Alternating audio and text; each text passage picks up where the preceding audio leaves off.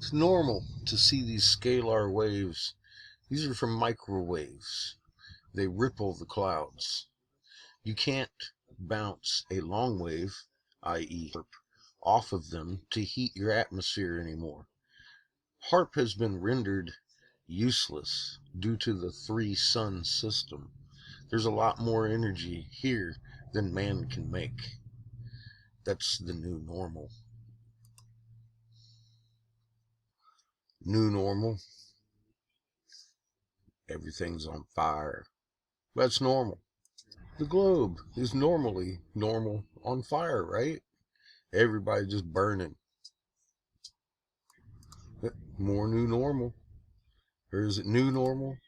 Or is this always been? Everybody's always on fire all the time.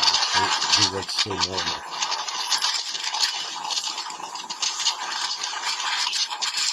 That's the way I see it. Definitely nothing to see here. Every time you look at it, there's just another 5.0. Yeah, because we have 11 every day, all the time, for forever. It's been absolutely normal the last few months, even though it's more than yesterday. It's normal because it's normal. It's all normal. You should always see crunch from outside force on our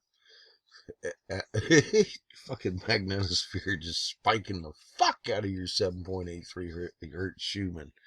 That's a good show right there for normal. They show you. God, I can't even do this with a straight face anymore. Jesus Christ. It's all normal. Nothing to see here. It's all coming from your sun, the yellow sun. There ain't nothing behind us. Not that you can go out right now and watch Orion rising on his back and turn a little bit to your left and be like, God damn, my north sky has a big old void in it. I wonder if it's that motherfucking thing right here showing up in Isfal.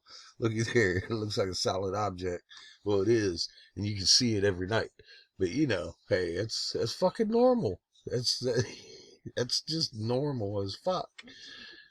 Don't go outside and look in the north. You might see something, for God's sake. And this thing with, like, young athletes dropping from fucking heart problems, well, that's been a thing forever. Yeah, who'd even question that? All this clockwise rotation, yeah, that's normal ass shit. It started in 2010 and just pushing on the planet and making all that crazy shit happen on the magnetosphere that you're looking at. I mean, that normal shit you see looking on. Damn it. Okay, maybe none of that's normal, but what has been normal throughout the world is false prophets claiming only they can show you the real true path to God. That everybody else is a sinner and worshiping idols. And this guy makes a claim twice in this statement. I was like, Jesus, God. Okay, so now we know Lee is just crazy. I don't think they've paid him a dime to act like a fool like he's been doing. Not with words like these. Jesus Christ Almighty. I figured if it went on long enough, we'd get down to the root of it. Well, there it is. So I'm going to play a video here from a doctor, Vladimir Zelenko, and Dr. Drew here. Obviously okay on YouTube because it's been there for about 3 months now. And they're both doctors and they're talking about, well, I'll leave a link so you can listen to the whole thing. 1990 perfected the technique, published a paper on it. Again, funded by the NIH. In 2002, Dr. Ralph Barrett got a patent, United States patent, which was his research was funded by the NIH, which described how to take a coronavirus and modify its lethality to human lung tissue. I have the patent.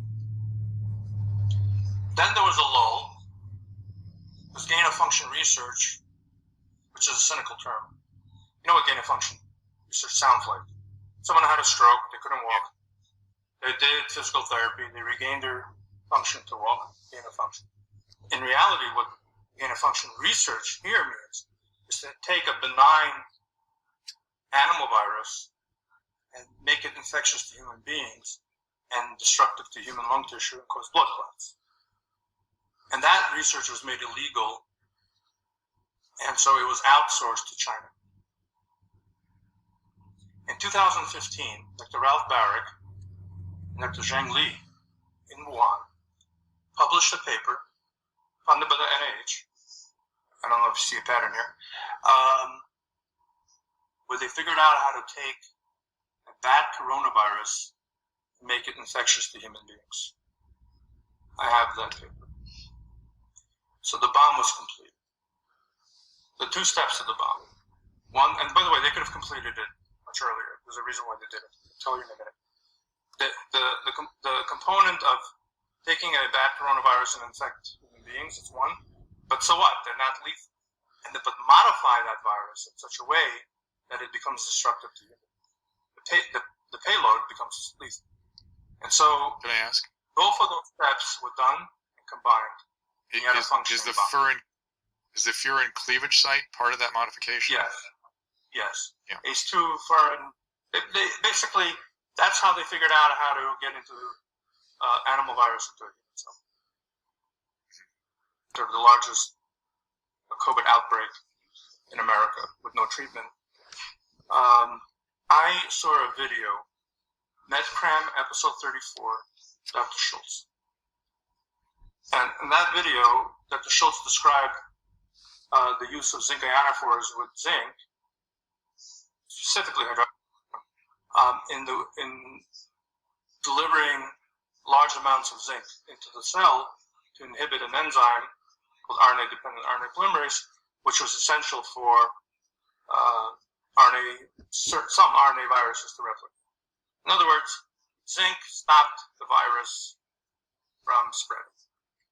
But zinc could not get into the cell, so it needed another compound to facilitate its entry into the cell. So it's like a gun and a bullet. Zinc is the bullet, and in this case, hydroxychloroquine was the gun that delivered the bullet. Now, that paper was published in 2010. The one thing I didn't realize until 3 months ago, that it was authored by Dr. Ralph Barrick. Same guy. Yeah.